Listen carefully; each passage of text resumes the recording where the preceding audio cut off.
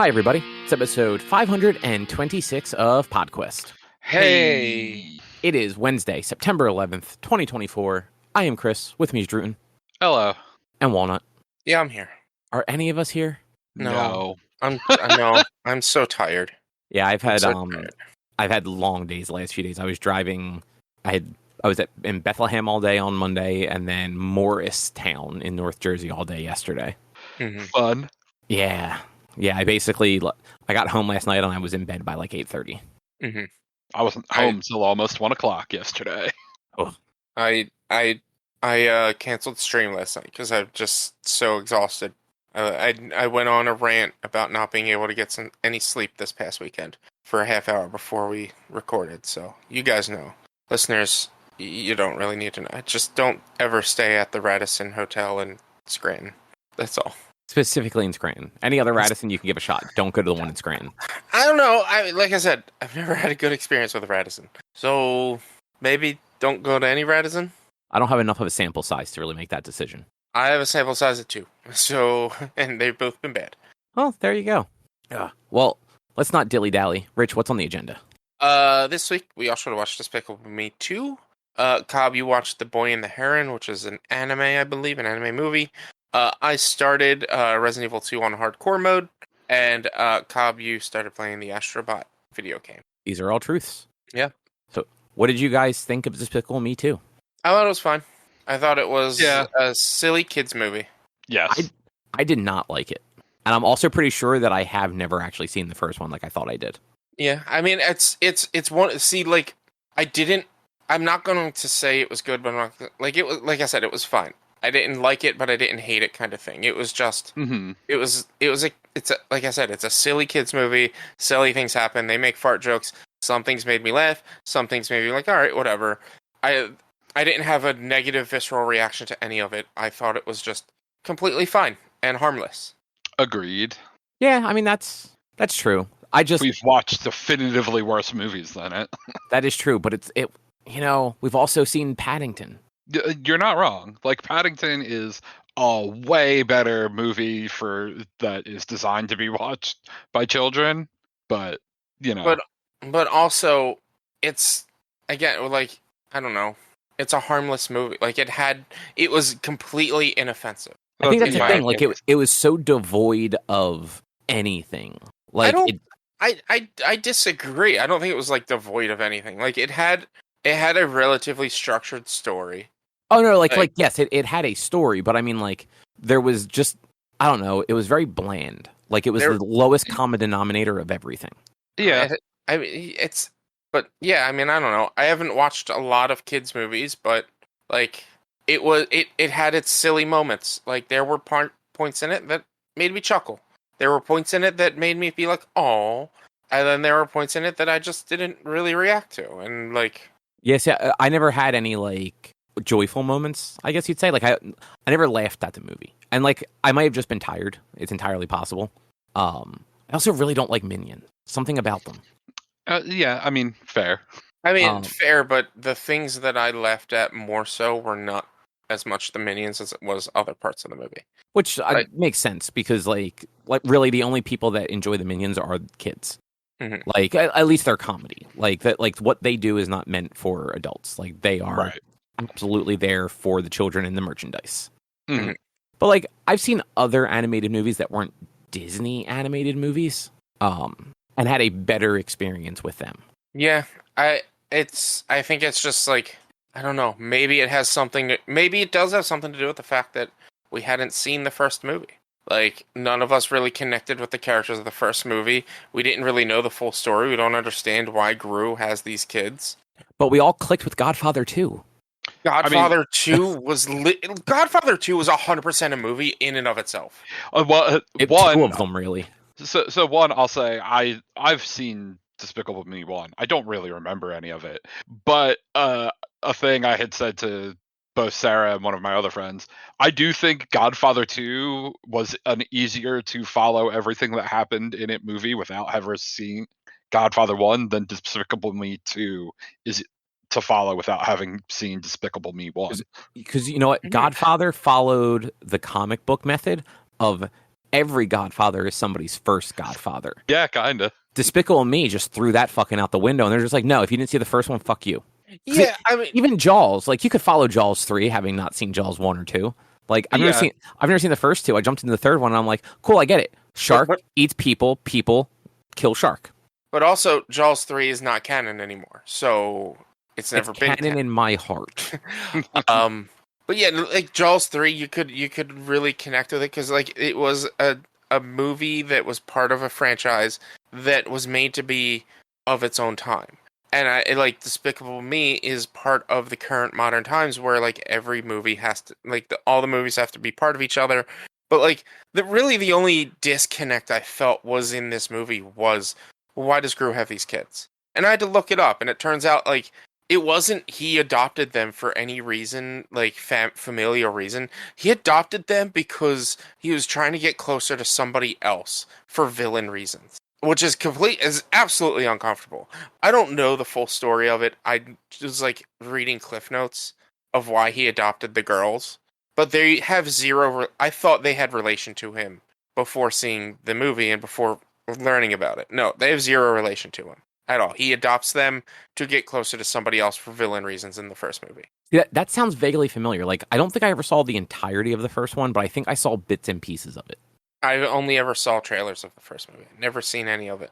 But like, so maybe it would have helped to formulate those, to figure out how like those relationships work, having had seen the first movie.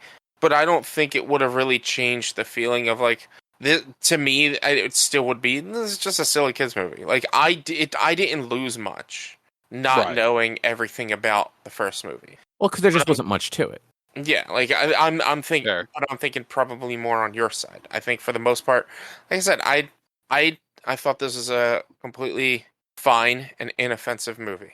You know, like I'm pretty sure I saw Hotel Transylvania 2 without seeing the first one, and that second one held up okay. Mm-hmm. As okay as it can. Same thing. Pretty sure I saw the second How to Train Your Dragon without seeing the first one. See, that was another movie that was potentially on the list. I'd never seen the second one. No, I think I've seen I think they're on 4 now. Oh wow, are there really that many? I know they're on at least 3. They might be 4. I didn't even know it went past 2. I hadn't seen the third, so I thought about maybe doing the 4th. But I actually like that series, so I don't want to do that. Eventually, one of these days, I'll see the rest of the movies. But yeah, I don't know. I thought the movie was fine. I thought, like, overall, the animation, voice acting, everything else was decent. There wasn't anything ridiculous. Fart jokes are funny. I thought some of the scenarios and situations that happened in the movie, they were silly. They were silly, like, dad scenarios.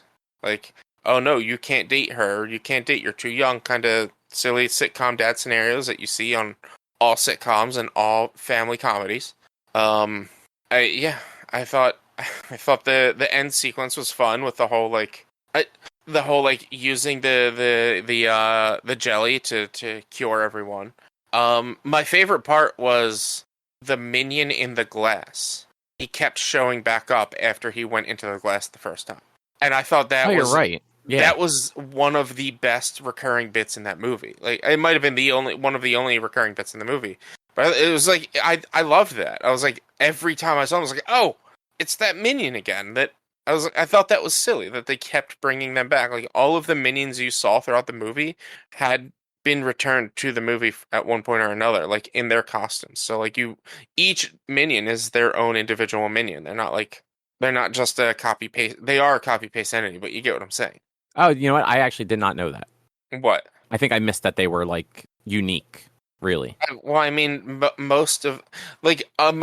have the general specifics of one's tall, short, 2 eyes, 1 eye, stuff like that.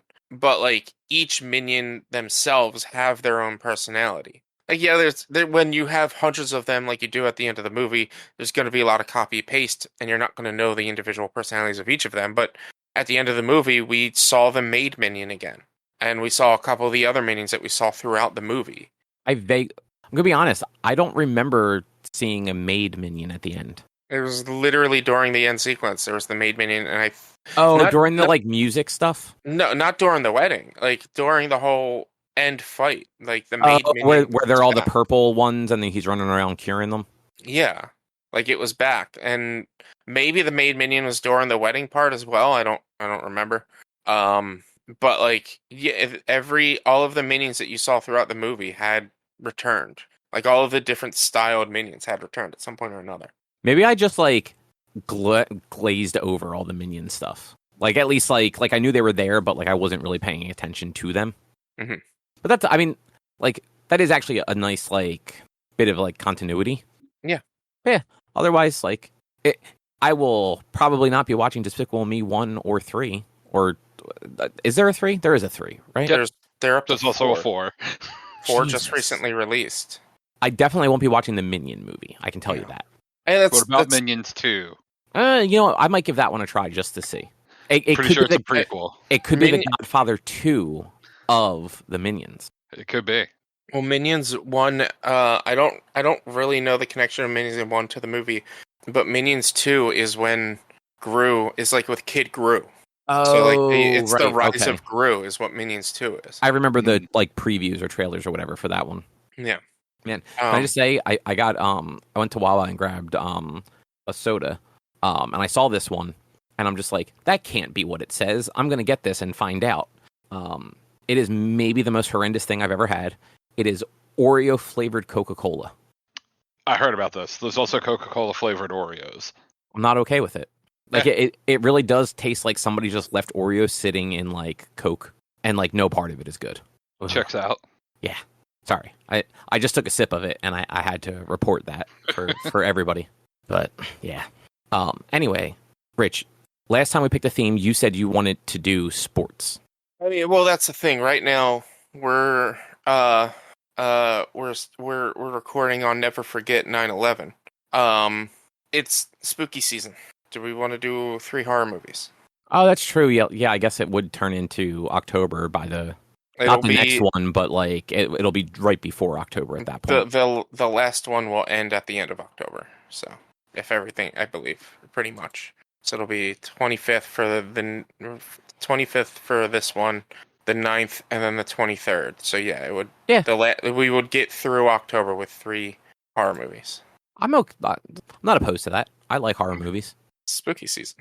So yeah, well, let's just do spooky season, and we can either do like sports movies or another option, which I know you guys wouldn't be too thrilled about. I have is just foreign films. They don't necessarily have to be subtitled, but you can listen to them dubbed or whatever. But foreign films in general. But yeah, let's do. That's all anime movies.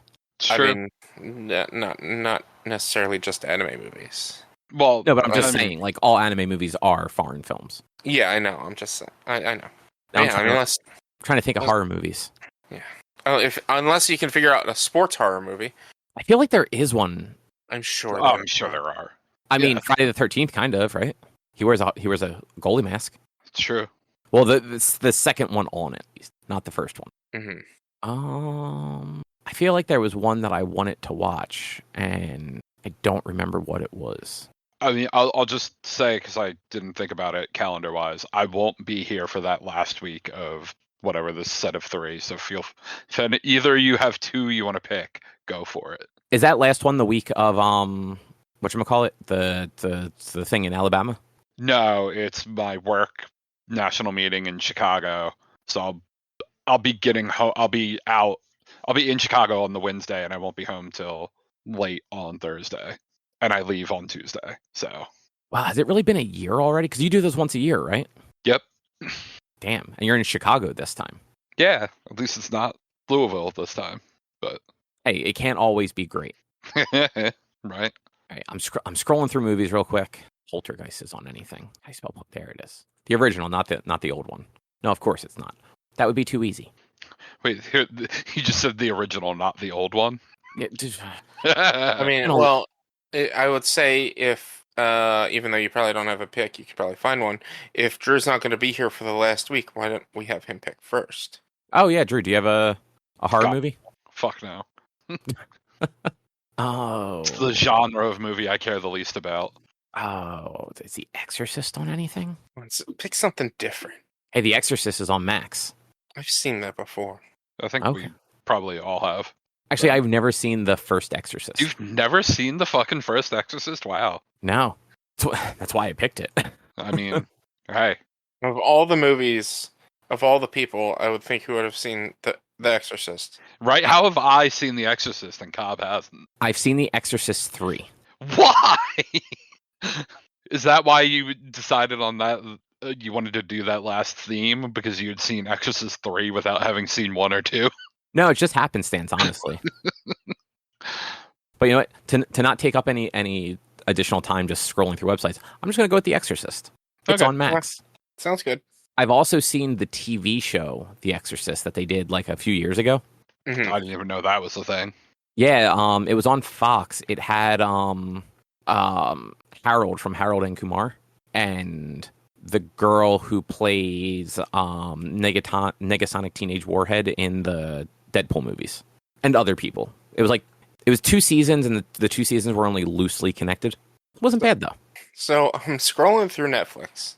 I searched horror, and I'm scrolling through some of the categories. They have top results, ghosts, Saturn Award nominees, British movies and TV, 20th century period, serial killers, and then they have strong black lead, which there's a lot of strong black led horror movies out there. The first movie that's in there, or the top 10, is The Deliverance. The next thing that's on there is White Chicks. I mean, they're not wrong. It's not a horror movie. Have you ever seen it? No, but it's not. It's a comedy. Debatable. Bit of a It has horror film. It's comedy and late night comedy movie. It's not. I mean, yes, horror. it's a comedy movie, but it's so bad it's horrific. That's all. It also has Day Shift in it as horror, but also Spider-Man. So it's just strong black-led movies in general. Yeah, But Netflix still- category stuff like that is never. Still, It's weird. It's very all over the place. yeah. For me, searching horror movies, it should be, or just horror. It should be horror. I agree, but what are you gonna do with it's Netflix? But yeah, 2 weeks we'll watch The Exorcist. Sounds good. Ooh. So I watched the new Studio Ghibli movie, The Boy and the Heron. Is that new? I thought I'm pretty sure The Boy and the Heron's been out for a while. So it released last year in Japan, but it was just on it. Like it had a limited theatrical release in the U.S. back in the spring, and it just hit Max on Friday. Yeah. So like the English dub basically just got released, and the Ghibli movies always have really good English voice casts. Oh yeah, Robert Pattinson and Christian Bale. I mean, it worked. Yeah. Would not have recognized either of their voices either for the characters that they play. But at one point, it also has Willem Dafoe as what's the bird with like the big like the neck thing to like catch fish? Pelican. Willem Dafoe is like an old man pelican. Okay. And Dave Bautista is the king of the parakeets. Okay. So Google doesn't even have Willem Dafoe listed as a cast member. He's not in much of it, but it is Willem Dafoe. So the movie, like very very standard like Ghibli movie, like tragedy strikes to a child. The child ends up moving to like the countryside. This one takes place during World War II. And weird setup. Him and his mother dies. His father and him a couple years later then move to the country to live with his aunt, who his father is marrying and has already impregnated. And his aunt being his mom's younger sister. Mm-hmm. And like while they're there, like there's this weird gray heron that keeps like showing up and kind of antagonizing the boy. And every time he shows up, he gets creepier and creepier. Like basically a human face is growing out of his mouth. So like sometimes he just looks like a regular bird, and then like you'll see him and he'll have like a full set of teeth. Mm-hmm. And then he'll have like a full set of teeth and like a big nose coming out of his mouth. And eventually it is just like a human's head poking out of like this bird's neck. Real fucking weird. Yeah. But much like a lot of these movies, like it gets a little whimsical, and he ends up in like an alternate world basically run by birds. And all the birds are like much larger. And there's all sorts of like interesting magic and time travel and stuff going on. He meets like these different characters, and like some of them want him to stay there to essentially like take up their mantle of keeping things in balance. And he just wants to he wants to find his stepmother who disappeared into this place and then go home. Like that's kind of his goal. And as they're doing that, they're constantly dealing with the parakeet armies coming after them. And anytime they manage to like escape them, several times they end up escaping them by coming back into like the real world. And when the parakeets chase them into the real world, they just become little parakeets again, like regular size, like little parakeets. And then immediately just shit on everything. Like the amount of times in this movie where like they just show people giggling and happy as like these colorful birds fly by, where they're also just covered in bird shit. And I'm like, why are you happy about this entire situation? But it was a cute movie. Probably not my favorite of the Ghibli movies, but definitely worth checking out. I don't want to spoil too much because it's brand new, but the animation looks really good. It has that classic, like specifically like the Miyazaki Ghibli movies where like the old people all look a very specific way, like they're always like hunched over and very wrinkly and stuff. Mm-hmm. And like all the animation and everything is fantastic. Like even watching the first time you see like the parakeets go from like the giant like attack parakeets that they are to just real world regular parakeets, the transition is almost like you don't realize what's happening until they're already like the small bird. Like it's almost like an optical illusion that you're just like, no, they're not shrinking. They still look like the creatures, and all of a sudden they're no longer bipedal, like walking on like their legs like upright. They're flying and they're like little tiny birds. Mm-hmm. But yeah, I enjoyed it. Nice, cool. Yeah, there's not a whole lot. Sounds like a neat movie. I mean, go ahead and spoil it. It's a year old. You can spoil it. I mean, it's in America. It's only a couple of weeks old. It's a year. You know, Americans who would want to have watched this movie before now would have seen it by now. Oh, that's not entirely true. Like, I wanted to see it, and I waited until it came to streaming. Well, most people would have downloaded it and watched it subtitled and stuff. Man, that's the wrong way to do it. I'm not saying I condone it. I'm just saying that's how anime nerds do it. Yeah, but Ghibli movies like transcend anime nerds. I know, but still, I don't think it would be too negative. I'm the one who cares most about spoilers, and I'm sitting here saying it wouldn't be something negative to spoil. It wouldn't be that big a deal if you spoiled it because it's technically been out for a year. I mean that's fair. Yeah. So like the big thing that you find out as it's going is in this other world, like time flows differently, and his mom is actually this like young girl that he meets up with. And so part of it is him trying to like basically save his mom from dying. And like near the end, like when they're all trying to escape, like there's a moment where he does try to get her to come with him back to like their world. And she's just like, I can't, I have to go grow up to be your mom. And it's, it's touching because then like the stepmother, that's the younger sister, shows up and everyone escapes back to their time. Mm-hmm. And Dave Bautista's King Parakeet ends up in the real world as just a regular little white parakeet. No longer the king of the parakeets. Yeah, nice. Yeah, but yeah, I enjoyed it. It's definitely worth checking out. It's on Max. Like if you have a Max subscription, you can just watch it. Okay, yeah. They had all the Ghibli movies on there at one point. Then they lost them, and now they're back or something. I don't know. I didn't know they ever lost them. I thought they were just always on there. I think at one point they did lose some, and then they brought them back because Max had Funimation for a while. It did, and then it had Funimation and Crunchyroll, and then when all the weird merger stuff happened there, it lost both of them. Yeah, because I wanted to watch JJK on there, and never got around to it, and now it's not on there anymore. So it's like Max is all over the place. Yeah, I know that the Ghibli stuff was always its own section, so I honestly don't know if it actually ever got like removed or not. Could have. So I mean, look, Max is technically owned by Warner, or it was at least at the time, and they didn't have access to the Harry Potter movies. Yeah. Because they like sold those rights to, I think, like Peacock or something for like 2 years. Yeah. Like streaming rights are weird. Yeah, now they have it again. They have Harry Potter again. Yeah, they're very much advertising it. Anytime you watch something on Max, it's like an ad before the show. Yeah. But Rich, how's Resident Evil 2 hardcore treating you? Look, it's rough. It's rough. I'm not big on playing games on the hardest difficulty. It's not often that I do this. So it is like a bit of a challenge for me. I like sometimes I do like a little bit of a harder difficulty. Like if I'm playing 7 Days to Die, I tend to play like one level higher than normal. Just because I played that game so much, I need a bit more of a challenge when it comes to playing it. But like this is the first time I'm like I have to beat a game on the hardest difficulty. This is a challenge because of my anniversary, my stream anniversary celebration. Finally getting around to have time to do a lot of this stuff.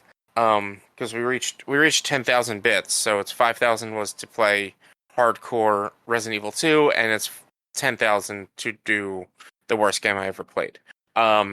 It's hard. I had to play through the intro twice because I died before I even got into the police station. So what does hardcore actually do? Makes the enemies hit harder. I don't know if they necessarily take more damage. They might. But they hit harder to the point where you can have full health and they can take you down to red in one hit. There are now ink ribbons, so you need ink ribbons in order to save. Oh, did you not need those in just No. like base like regular difficulty? In base regular difficulty, you didn't need those. One of the item pouches is replaced with a set of ink ribbons, so you don't have as much storage space in your pouch. There are no checkpoints, so if you die, you go back to the last save. Oof. And that's mostly it. I don't know. I don't really remember 100% all of it, but it is it's tough. Like I said, I died before I even got into the police station, which means I didn't even get to save, and I had to redo the whole intro sequence where you're in the little shop and you find out about the zombies and you run into Claire or Leon, whoever you're playing opposite of. And then you do everything to get to the police station. This is my first time ever in both original Resident Evil 2 and modern Resident Evil 2 that I'm starting as Leon. So in Resident Evil 2, there is the A story and B story. And so if you play as whoever you play as, if you play as, say you play as Leon first, then the next time you play, you pick you play B story as Claire. And it slightly alters things. It alters like the story a little bit and where items are and things like that. Because isn't it like if you get if you get a certain item as Leon, that item isn't there for Claire or something? Not necessarily. There are like there is, so in Resident Evil 2 there are keys that are like diamond, spade, heart, and club shaped keys. Leon gets one type of key and Claire gets the other. I just can't remember what the type of key is. So there's one door that each of them can't get through in a certain, like, can't leave through or get through to get to a certain room. So you have to figure out a different way to get into that room with the other key that they get when you as you're running from fucking Mr. X. Really, it mostly leads into like Claire's story is all about Sherry, and Leon's story is all about Ada and running from Mr. X, whereas Claire's is more about Sherry and William and fighting William. Like the final boss for Claire's is fighting William, the final boss for Leon's is fighting Mr. X. Oh, I didn't know that. I yeah. knew the Claire one because there was at the last Games Done Quick when they had the Flame Fatales, they did a Claire run of it, and so I saw like that part of it. Yeah. Didn't realize that Leon actually had to fight Mr. X to finish the game. Yeah, so Leon fights Mr. X and he gets a rocket launcher. Claire fights William and she gets a machine gun or a Gatling gun. Okay. Yeah. So it's a lot harder. I think ammo might be a little bit more scarce. Like maybe you get less ammo when you're picking up ammo, or in general the zombies take more hits, so you have to be more precise with your shots. Like in Resident Evil 2 Remake, when you aim down sights, it'll have the reticle that'll be big, and then when it closes in, it has a little dot on it. That's like more likely to have a critical hit. So you kind of need to wait for that dot to pop in before you shoot things, so that you can like try to cap their legs. I've been kind of screwing up and killing a lot of zombies in major rooms, but there's going to be parts where I'm running from Mr. X while also avoiding zombies. So it's like you kind of got to kill. The game is made to not kill a lot of zombies in order incapacitate them as much as possible by shooting off their leg and things like that. But when it comes to hardcore, like I'm sure Mr. X is going to kill me in one hit. And I've been using up all of my knives and all of my grenades and things like that. That like if he were to grab me, I'm not going to have anything to defend myself with, and it's going to be rough. What like under normal in like a normal game? If you get caught by Mr. X, is it not just like a game over? Like reload at checkpoint? I don't 100% remember. He'll like either grab you or he'll punch at you and he'll hit you, and you just have to keep running. Like he's not an auto kill. Okay. Yeah, you have to run from him, and he's easy to run from because there are rooms he can't go into based on coding. So if like he's chasing after you and you're near a save room, you run into a save room, and he's not allowed into the save rooms. So you'll just hear him walking and taking steps, and eventually his steps will disappear because he walks to a different room. There's a bunch of rooms that like he doesn't go into, and like he's not as threatening as he seems. Like he's less scripted than Nemesis. So Nemesis is incredibly scripted, especially in the Nemesis remake. Like there are points where when Nemesis shows up, he is chasing you, but there are very scripted parts. Whereas like Mr. X, once you get to a certain point, that is when he is there until you get to another certain point. Then you don't have to deal with him basically again until later on in the game. But it is a long sequence of when he shows up and starts chasing you to when you get out of the police station. That is a decent chunk of game. Do they explain what he is? He's a tyrant. I don't know what that means. Tyrant. Resident Evil 1, the final boss. I don't know that I ever beat Resident Evil 1, I'm going to be honest with you. So Resident Evil 1, the final boss is Tyrant. And it is this big thing with long nails and like its heart is on its outside. Mr. X is just an enhanced version of Tyrant. It's Tyrant 2.0, basically. Okay, I just looked up Tyrant. I recognize that now. Yeah. It is, and that's really what Nemesis is too. Nemesis is Tyrant 3.0. Like that's kind of where they went with Resident Evil with the first couple of games is 1, 2, and 3. Your bosses were Tyrant 1, 2, and 3. And so like Mr. X is Tyrant 2.0. He's basically a bioweapon that is set to kill. Like he is sent here to kill all STARS members. And then you get in his way, so he chases after. I think he gets commanded to kill you too. He's basically Nemesis from the Resident Evil movie that Nemesis was in. I forgot one of the movies actually had Nemesis. Yeah, it was the second one. But yeah, it's difficult. I have 3 saves because I have one save at a point that is just after killing William the first time. And then I have like another save at another certain point, another save at another, like one save. I had one save like just before William, one save well before William, and one save just after. And then when I finished the session, I think I saved like at the point that was well before fighting William, or maybe it was right before fighting William.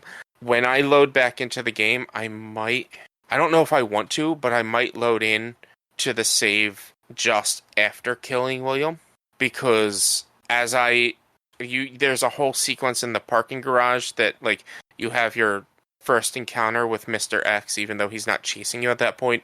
That like when you do all that, you then get back into the police station, and there's a sequence leaving a long hallway that I fucked up and I used up both. I got bit from the back and had to use both my healing things, and like I got back into the main hallway, and I'm just like, I'm in bad shape.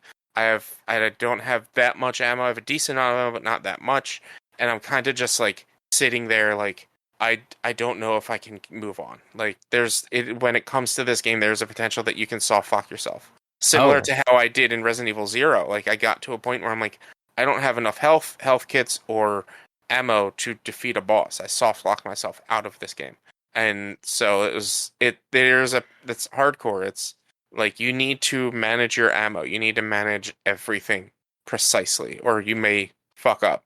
And like the only reason I'm doing as good as I am is because I had somebody in chat who was giving me a lot of the codes to a lot of the lockers and things like that you need codes for. That like I was eventually going to get them at some point or another, but like it was getting me extra ammo or extra whatever before I needed it. Because when you get to William, you need, like I think he said, William, no matter where you hit him with the pistol, takes between 50 and 80 shots. He's not. Wow. I don't know how many with the pistol. Even if you're hitting him all weak point, like Can you actually carry that much ammo?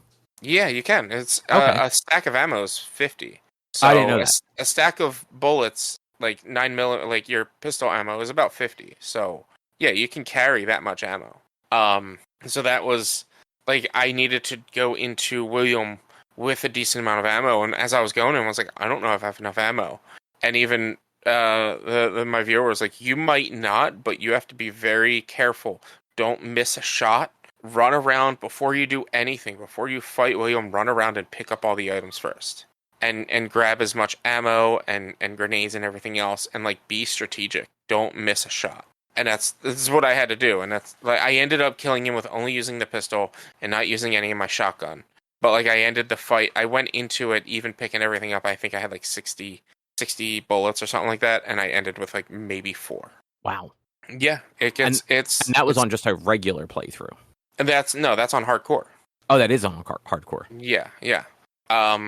So that's like this is Resident Evil 2 is the one where the knife has durability. So like you get a knife, you can only use it X amount of times, and you can't keep it. Like it's either like you can use it to stab an enemy, and then if you can kill the enemy or knock them out, you can take the knife back, or you can cut them if they're on the ground, but eventually it'll break. And so knives, and then there's like grenades that you can use. It's tricky. It's a tricky game. And it's already a difficult game that's even harder.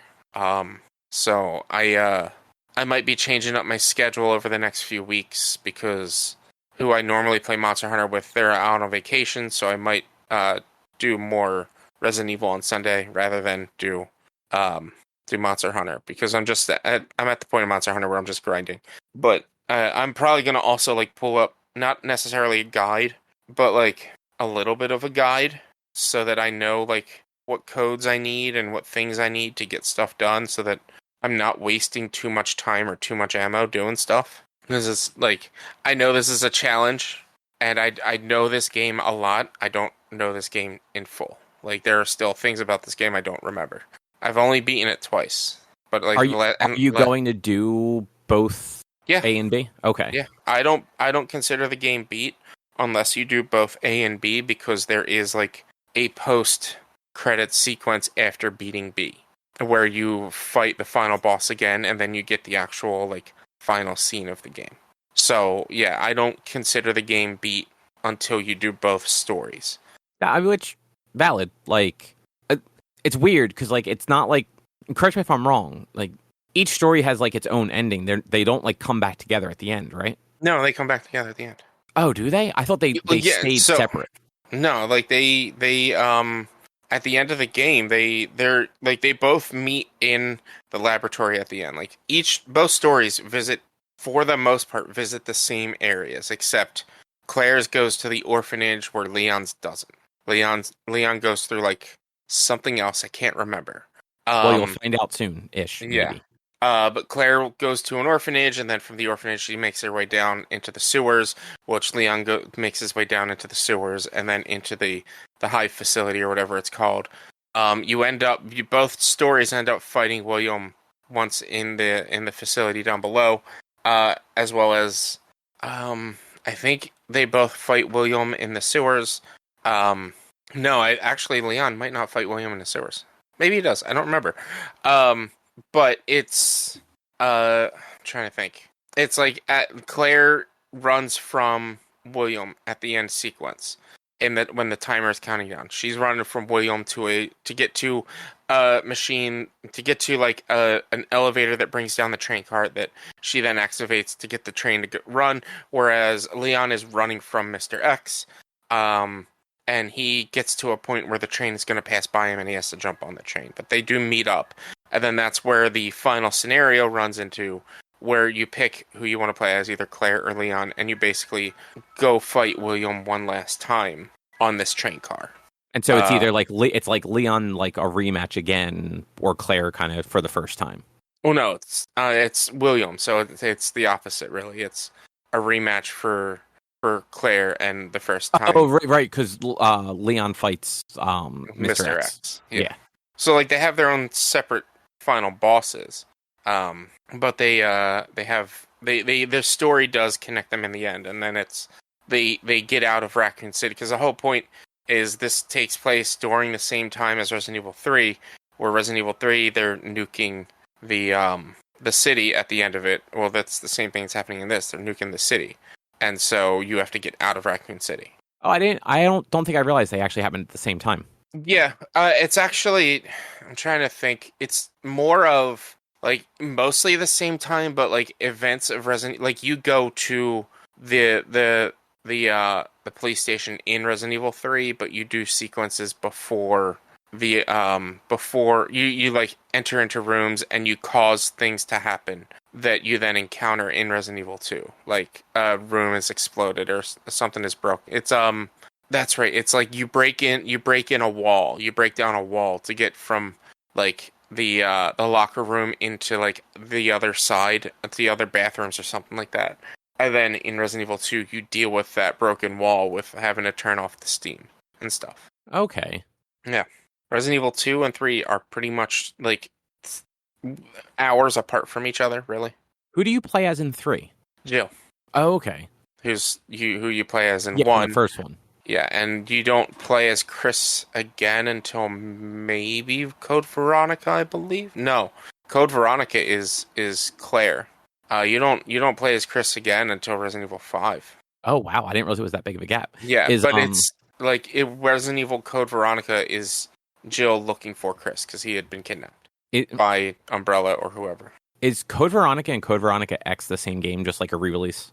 So I remember Code Veronica X being released on like, I don't know, PlayStation 2 or something. Yeah, so Code Veronica was a Dreamcast game. And then Code Veronica X was released everywhere else. After the Dreamcast failed. Else. Yeah. Right. I vaguely remember that now. Mm-hmm. That's the one Resident Evil game I've never played. I had it. I have it or had it. I might have it as a PlayStation 2 game, but I've never, or might have been a PlayStation 1 game. I don't remember. Oh, is that not part of your... No, it was never released on PC, as far as I know. Oh, I didn't know that. It's not, it's like, it's kind of canon, but not necessarily canon. I'm looking it up. It's not on Steam, so... Yeah, PS3 and 360 were the latest. Yeah. Huh. Well, what do you know? Yeah, so Dreamcast was 2000, and then Code Veronica X was a year later. Yeah, and it's more of like a spin-off than it is... Like, it still deals with zombies and Umbrella and shit like that, but it's like, it's not 100% canon. Like, there is still developing story stuff that happens, but pretty much after Resident Evil 2 and 3... Anything that happens between that and Resident Evil 4 doesn't necessarily actually have to happen. It's weird. Okay. Yeah. Resident Evil makes no sense sometimes. Most times. Yeah. Yeah. Anything else you want to say about it?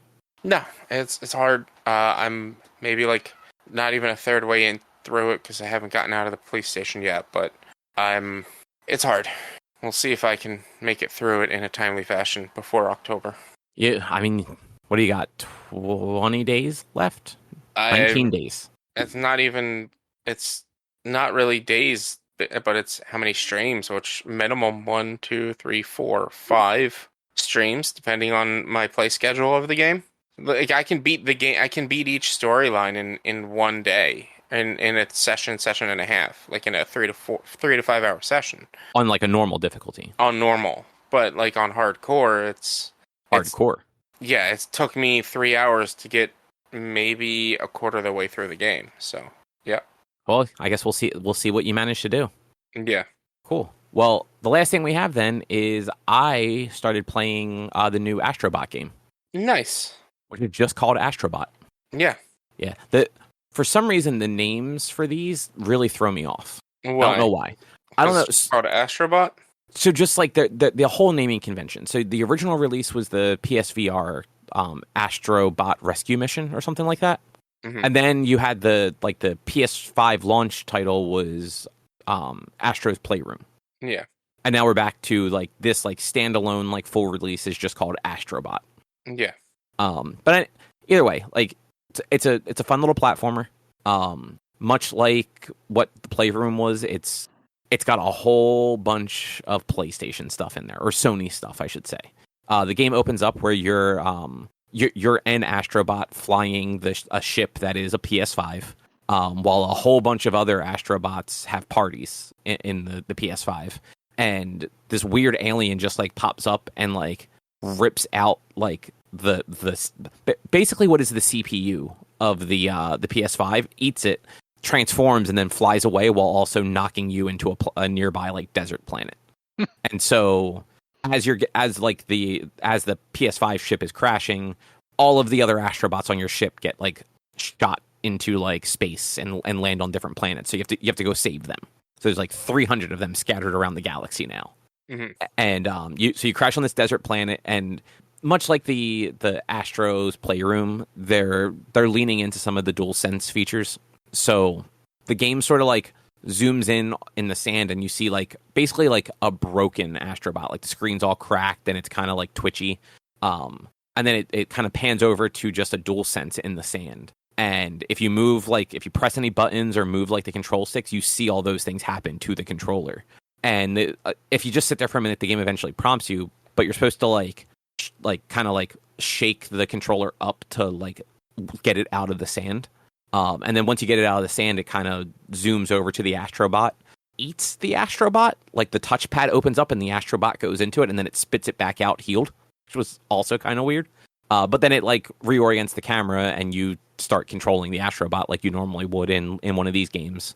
And you just, when you start, you got nothing. You have your double jump, which it's like the jump and then the hover. So like you jump and then you hold the button again and you shoot like the lasers out, and you have like a punch so that you can hit things or do like a little spinny attack.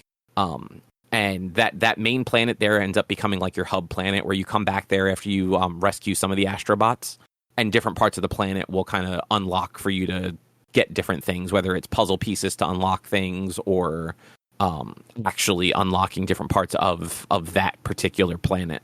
And otherwise, you go jump on a little like starfighter that is just a DualSense controller, and you blast off into space, and you kind of like pick a galaxy, and then it zooms into almost like Mass Effect used to. I think it was Mass Effect that did this.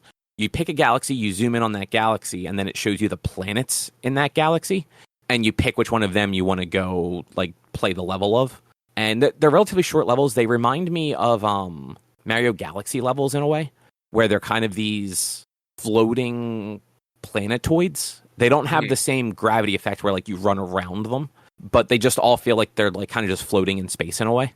Yeah. And you're there you're generally looking for like the lost Astrobots and taking out the enemies and stuff like that, finding other collectibles throughout the level. The game is very nice in the fact that it shows you which Astro you find when you find it. So like usually you'll get into a level, there'll be like 5 of them in the level, and it shows like little markers for like 1 through 5. And if you get 1 and then you get 4, the 2 in the middle are empty. So you know that you missed 2 somewhere in the middle of the level. So you know to either like retrace your steps or just to go back into the level and have a vague idea of where they might pop up. And some of them are like, let's call them special themed Astros. So both of you guys played Astro's Playroom at least a little bit, right? Mm-hmm. Mm-hmm, yeah. So remember in that one, it was like you were collecting like the PlayStation trophies, and it was all like different like peripherals and consoles and stuff like that throughout the years. Right. So in this one so far, it's actually been when you're rescuing the Astros, some of them are themed after different PlayStation game characters. They're not always Sony owned like characters though. Like I heard apparently Crash Bandicoot's in it eventually, and that's owned by Activision and hasn't. I don't remember if Crash 4 was on PlayStation or not, but I know there were a few of them that were like Xbox exclusives during the 360 era.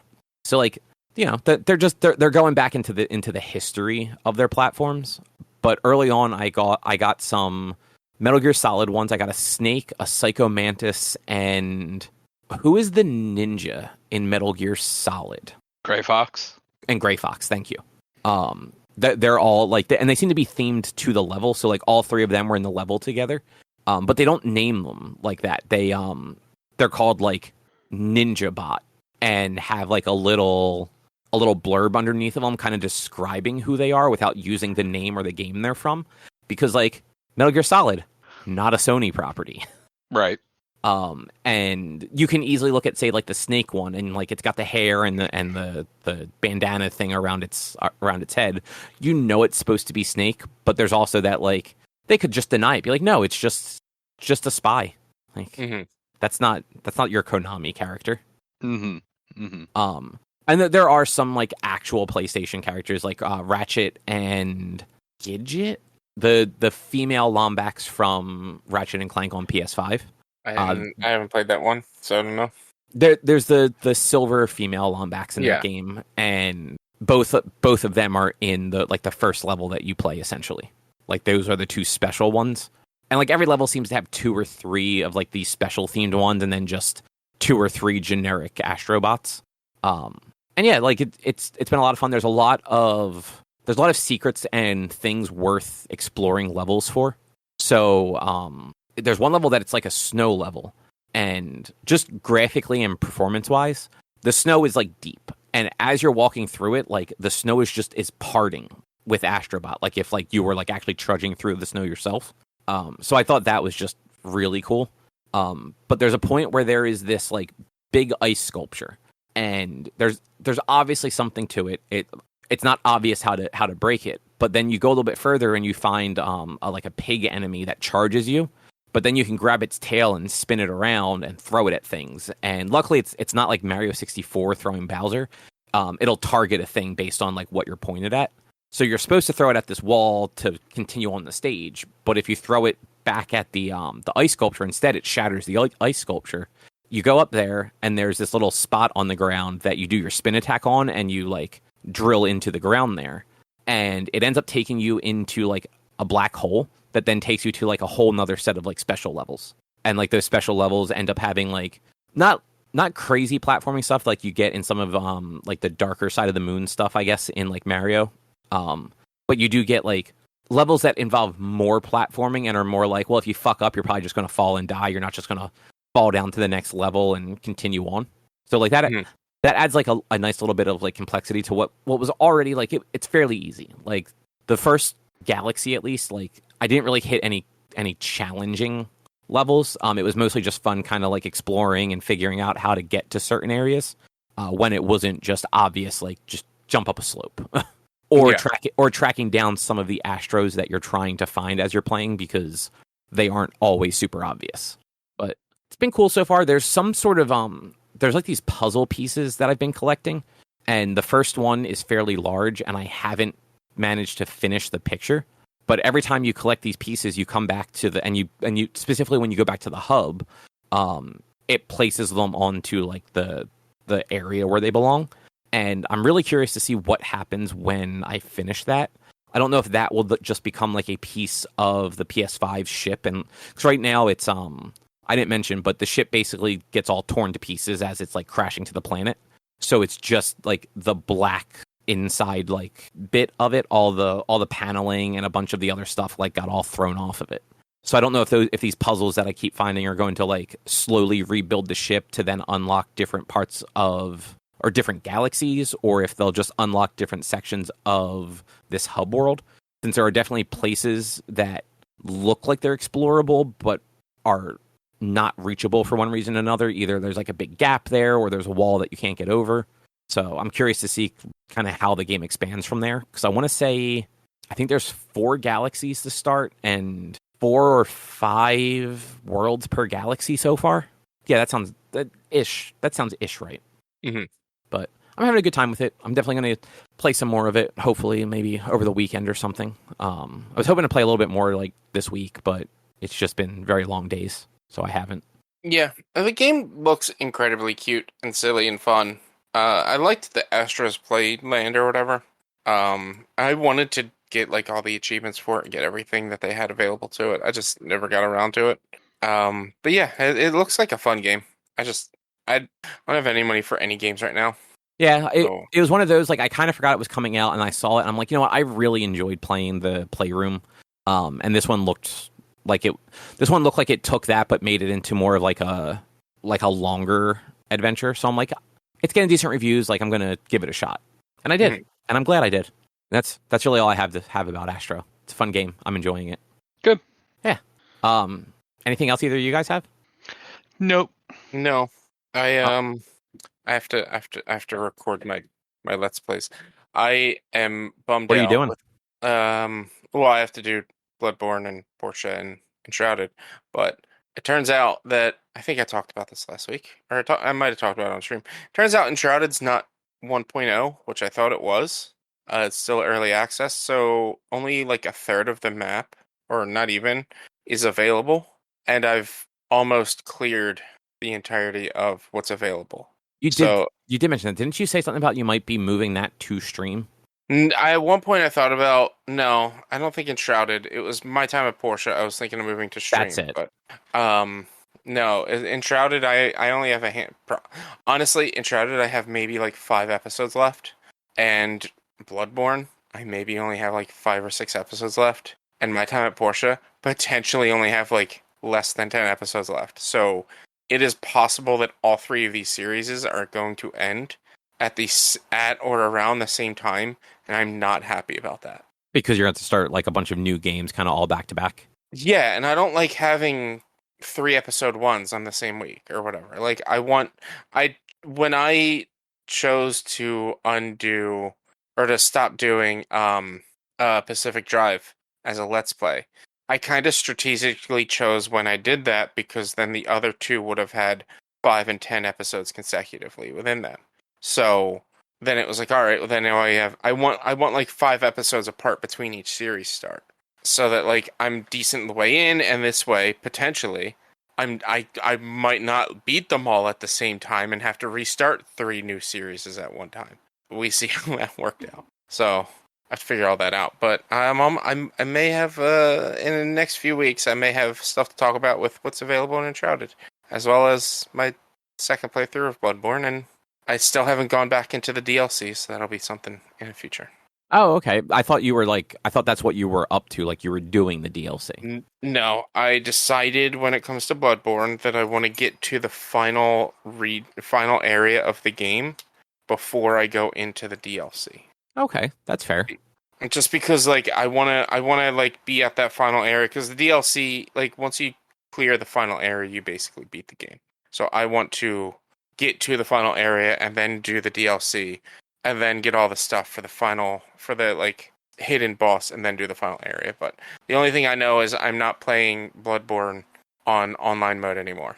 I don't know why I decided to do that before, but is that like all the other From games where you just get like the ghost player sort of thing? Yeah, you get invaders, and there's a mechanic in Bloodborne where there's an area that has like bell ringing women, and it is possible that like if you don't encounter a actual player when the woman is ringing a bell, it'll just spawn some random NPC invaders.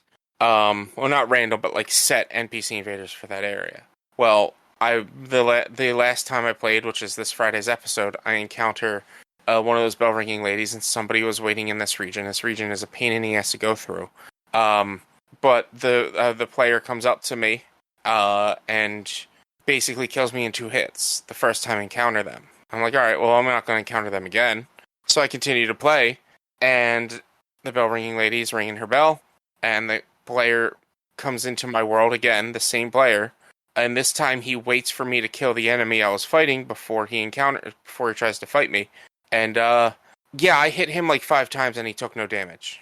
So how does that even work? How does what work?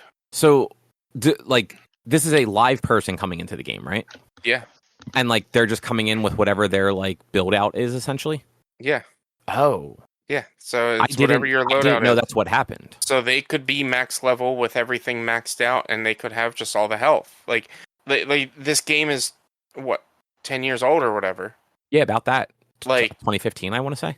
Yeah, I don't remember, but like they could have been playing since then, and they could have max health. And so, or like they could have everything maxed out, which there is a soft cap of leveling up, and in Bloodborne it's about 30 points in each level, but that's really like once you level that up, it's not really worth it to level it up beyond there because you get less than what you were getting before the soft cap, but you still get, like, if you're increasing your vitality, you still get more and more vitality. And I think there's no level cap. Like, most of these FromSoft games don't have a true level cap. I'm not sure though. I can't remember. And so this person might have just maxed out all their stats, or they're fucking cheating.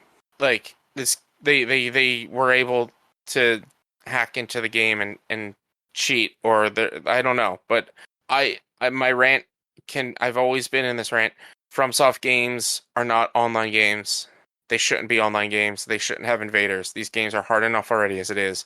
I don't need to be encountering people that are potentially cheating or are overleveled for where I'm at or what I'm doing, and are going to kick my ass in 2 hits. Like, that takes the fun out of the game. That's why I played Elden Ring on offline mode, and I'll be playing anytime I play Bloodborne from here on out. It'll be on offline mode. I don't need that. I don't need that shit. Yeah, I didn't even realize that was a thing. Yeah, these games, there are people out there that, like, live by PvP in these games. And I personally feel like these games are not good PvP. Combat is a little janky, and timing can be a little rough, and then, like, based on your internet and whatnot, could be a pain in the ass. These games are not good at PvP. But I've had people get upset with me because when they ask me, like, hey, let's fight in Elden Ring, I'm like, no. Why not? I don't like PvP in this game. I refuse to do it. I refuse. These games, I do not like PvP in them. And then there was it Demon's Souls was the worst. There's an actual boss that you need to beat to get through the game. It's the old monk, I believe is what it is, or something like that. It's at the top of this tower, and as you're climbing the tower, the game starts calling in an invader. And the boss is fighting an invader. You have to kill an invader. Like, it's not fighting an actual boss, it's fighting a person. So, like, I knew Elden Ring had the, like, you could call for help thing. Mm-hmm. And that's mostly because of, like, the, like, let me solo her stuff. Mm-hmm. And I knew the games had those, like, ghost things where, like, you could, like, interact with, like, a thing on the ground and it would show you, like, how somebody died or whatever. Mm-hmm. I didn't realize that, like, there was any PvP to the From Software games. Yeah, they have invaders, and, like, sometimes you have to activate the like a thing to allow invaders, but then there are instances in this game where if you don't kill an enemy, they can call in an invader for you, and it's bullshit. Yeah, that's super shitty. Yeah. So and, like, if like the invader had to be, like, relative to, like, your strength or whatever, then, like, okay, like, that's dumb still, but at least it's doable.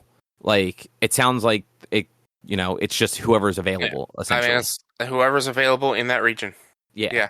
So, like, if some people might, and, like, I don't understand why you find this fun, but people might go to that region specifically to encounter players and try to invade, and then they'll just sit there in that region, running around, gaining experience until they get called in to invade somebody, and then they fight that person, kick their ass because they're over leveled, and then go back to running around and killing people, to killing enemies in the area to gain more echoes and points. Some people just, like, I don't understand why people take pleasure in that, but they do. No, it's just, and it's fucked up, and it ruins runs, it ruins playthroughs. Like, you have to play the game on offline mode, which then if you're playing the game on offline mode, you don't get the ghosts, you don't get the messages, things like that. I didn't see any messages throughout all of playing Elden Ring because I was playing it on offline mode. I didn't really see any. I don't think I saw any ghosts when playing Elden Ring because I was on offline mode. So right. I might have also missed secrets that people would have been pointing out if I had been playing on online mode. But now, Elden Ring was just a lot of try-finger butthole. Yeah. So yeah, it's frustrating, but yeah, I think it's crazy that all of my Let's Plays might be ending at the same time. It's wild. It's kind of impressive. Just because, like, you've started them all at different times. They're all different types of games. Yeah. Like the only one that I'm not 100% sure whether or not will be ending around the same time is my time at Porsche. Like, I am decent way through that game. I'm more than halfway through that game, but it's also, I don't know how much more is left. Okay. So, and, like, it's kind of open-ended too, right?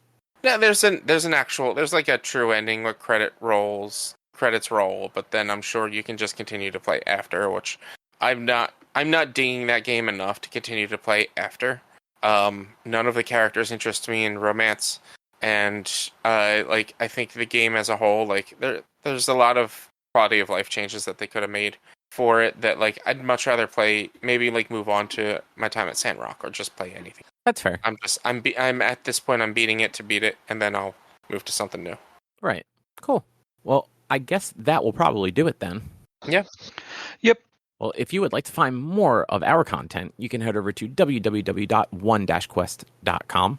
You can also help us out by supporting us at patreon.com/onequest. If you can't support us $8 though, you can go to your favorite podcast platform like Apple Podcasts, Spotify, YouTube. Rate us, review us, subscribe to us. All of it helps. You can also find us on social media, facebook.com/onequestonline or at @1_quest on Instagram and Twitter. Our YouTube channel is youtube.com/onequestvideo. You can always send us an email to social@one-quest.com. And Rich, we were just talking about your stuff, but what's your streaming and everything look like? Twitch.tv/b_walnuts for video game streaming Monday, Tuesday, Thursday, and Sunday. Resident Evil, Hardcore, Monster Hunter, and Sea of Thieves are really what I'm playing at the moment. But just keeping out for October. At the beginning of October, we'll be starting with Alien Isolation and moving on to other alien-based horror games.